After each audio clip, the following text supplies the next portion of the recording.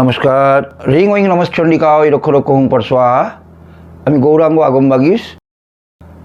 আজ একটা বিশেষ বিষয় নিয়ে আলোচনা করি, যেটা প্রেত সম্বন্ধে। ভয়ঙ্কর ব্যাপার, ভয়ঙ্কর জিনিস। এটা আমি উপলব্ধি এবং চাক্ষুষ ভিত্তিতে যাকে আমি পেয়েছি সেটা নিয়ে একটু আলোচনা করি। কারণ আমি আগেও বলেছি, এখনও বলছি, আমি নিজে যেটাকে উপলব্ধি না করি ততক্ষণ সেই জিনিস নিয়ে আমি কোনোদিন বলি না। এবং ক্ষেত্রবিশেষে আমি যেগুলো আলোচনা করি সেইগুলো সম্পূর্ণই আমার নিজের উপর আমি প্রয়োগ করি, তারপরেই আমি সেই আলোচনাটা করি। তো একটা বিষয় নিয়ে সবথেকে বড় আলোচনা করি। দেখবেন, আমরা মাছি দেখেছি, মাছি। এই মাছি দেখে কিন্তু স্থান কাল পাত্রকে চিহ্নিত করা যায়।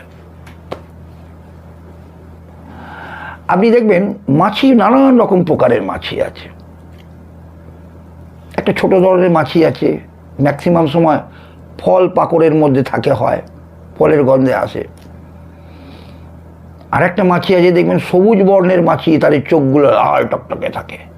এই মাছিগুলো খুব ডেঞ্জারাস। আরও এক ধরনের মাছি আছে ওই সবুজের পরিবর্তে কালো, তাদের চোখগুলো কিন্তু টকটকে লাল। এগুলো কিন্তু ডেঞ্জারাস। এই মাছিগুলো কোনোদিন ফলের মধ্যে বসবে না। এই মাছি অলওয়েজ মৃতদেহের ওপর বসে। এবং খেয়াল করে দেখবেন, আপনার বাস্তুর মধ্যে যদি কোনো পশু কিংবা পক্ষীর মৃত্যু হয়, খেয়াল করেননি, দুদিন পরে সেই মৃতদেহটা যখন আপনার চোখে পড়ল, তখন কিন্তু দেখবেন ওই কালো মাছি কিংবা সবুজ মাছি কিন্তু তার উপর বসছে না। এই কালো মাছি আর সবুজ মাছি কিন্তু আপনি প্রত্যক্ষ প্রমাণ পেয়ে যাবেন কোনো ভাগাড় কিংবা কোনো ডাস্টবিনে যখন কোনো মৃতদেহ পড়ে থাকবে, খেয়াল করে দেখবেন তার উপর কিন্তু এই জাতীয় মাছি অবস্থান হচ্ছে। এবং এই জাতীয় মাছির কিন্তু অবস্থান সর্বসময় হয় না, পক্ষ বেসিসে হয়।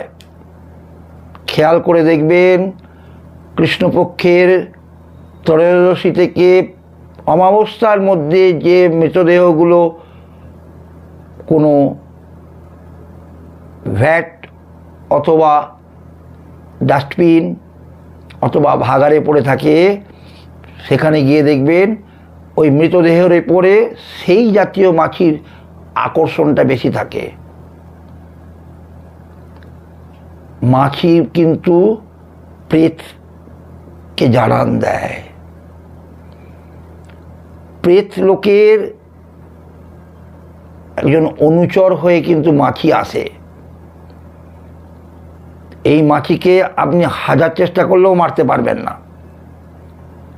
এবং এই মাছি কিন্তু অ্যাটাকিং মুভমেন্ট থাকে। খেয়াল করে দেখবেন, গভীর অরণ্যে যদি কোনো সময় যান, গিয়ে দেখবেন সেখানে এই কালো মাছির উপদ্রবটা বেশি হয়।